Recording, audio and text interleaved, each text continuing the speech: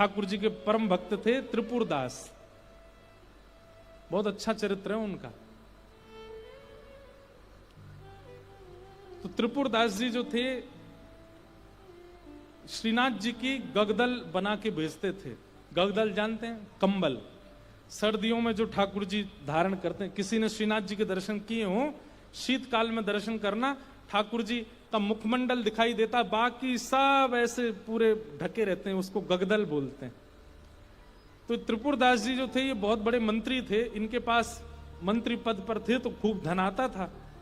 तो ये बढ़िया सोने की जड़ाऊ, चांदी की जड़ाऊ, बढ़िया गगदल भेजते थे ठाकुर जी को। किसी ने जाके बादशाह से शिकायत कर दी, बोले त्रिपुरदास जी आपके खजाने के सारे पैसा लगा के गगदल बना के श्रीनाथ जी को भेज देते हैं। तो बादशाह ने इनको अपनी मंत्री पद से हटा दिया, और जैसे ये मंत्री पद से हटे कंगाली आ गई, गरीब हो गए। अब इनके पास इतना भी धन नहीं था कि गगदल खरीद के भेज सकें। तो एक लिखने वाली कलम थी इनके पास, वो कलम बेच दी जाकर के, तो उससे 1 रुपया मिला। 1 रुपया से इन्होंने जो वस्त्र खरीदा, बिल्कुल 3rd क्लास वस्त्र खरीदा, 1 रुपए का आया। मन में बड़े दुखी थे, बोले ठाकुर जी मैंने कभी ऐसा वस्त्र आपको भेजा नहीं, लेकिन क्या बताऊं, और कोई मेरे पास चारा नहीं। वो वस्त्र खरीद करके और उस पर प्रेम से हृदय से लगा के उस पर बढ़िया सुंदर कुछ रंग रोगन किया, जो जो उन पर उपस्थित था। थोड़े थोड़े इत्र बचे थे, इत्र लगा दिया और किसी के हाथ मंदिर भिजवा दिए। पहले तो हमेशा खुद जाते थे जब मंत्री थे, लेकिन अब मन में सोचे कि कहीं मैं ऐसी अवस्था में मंदिर गया, गोसाई जी ने अगर मुझे इस अवस्था में देखा तो वे कहीं मुझ पर कृपा करने के लिए धनराशि ना दे दें, इसलिए खुद नहीं गए, किसी के हाथों भिजवा दिया। गगदल नहीं बना पाए थे, चद्दर बनी थी, बस भिजवा दी। और कोई बात नहीं, ठाकुर जी समझेंगे मेरी परिस्थिति। शीतकाल का समय आया, यहां पर वो चद्दर जैसे ही पहुंची तो भंडारियों ने सोचा ये तो बिल्कुल सामान्य स्थिति की है, ये ठाकुर जी की सेवा में क्यों जावे, ऐसे ही रख दो इसको कहीं किनारे किनारे में कहीं रख दी। शीतकाल प्रारंभ हुआ, जैसे ही ठाकुर जी को गगदल पहनाई, रात्रि में शयन करा करके गुसाई जी चले गए। रात भर गुसाई जी ठिठरते रहे, मुंह कांपते रहे, हाथ पर कांपते रहे। सुबह मंगला में जैसे ही दर्शन करने गए तो भीतर जाके जैसे ही ठाकुर जी को उठाया, ठाकुर जी के दांतों की आवाज आ रही थी, cut cut cut cut cut cut जोर से, और ठाकुर ठिठर रहे हैं जोर से। गुसाई जी बोले 5-5 गगदल पहना रखी हैं फिर भी ठिठर रहे हैं, अंगीठी जला के लाओ।